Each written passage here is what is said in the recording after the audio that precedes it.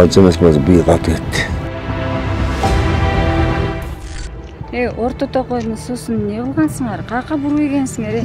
Момча жер толуп турган суу кака кетип калган? Қазақстанга өтүп аттык.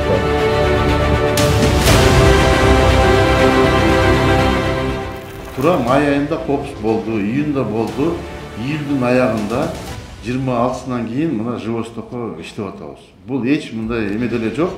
Бул штатный режимде эле иштеп атат. Бурулуп ийри-муйру каналдарга биздин эмес башкалардын соолун алган. Оргуштап жылда турган Орто Токой 30 жылда мынчалык соолубаган.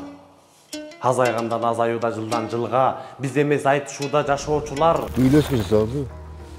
Ancha emas, bir qatı etdi. Bu moşen arç.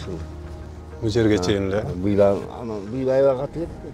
Кимдердин кызыгын ойлошууда кызматка келип ишти жасоочулар.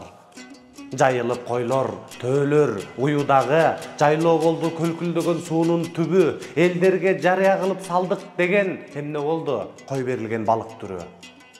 Ким болсо жооп берсе жакшы болмок. Калабызбы кайда деген суроо туула. Кээ бири казактарга кетти десе, кээ бирөөсү колдонду дейт. Чүйдүн эли сугатына.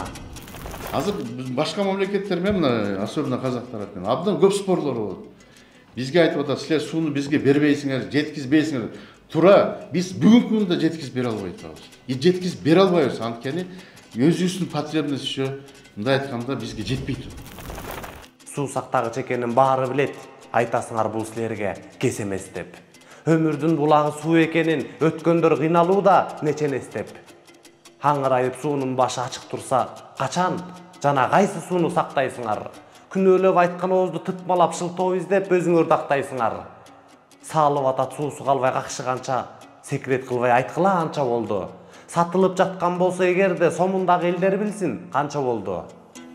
Көлүм дейт деп булар айткан адамдар карапайым суунун баркын билгендер. Кантип барктайт акчадан башка көрбөсө капчык деп байлыкка башын ийгендер.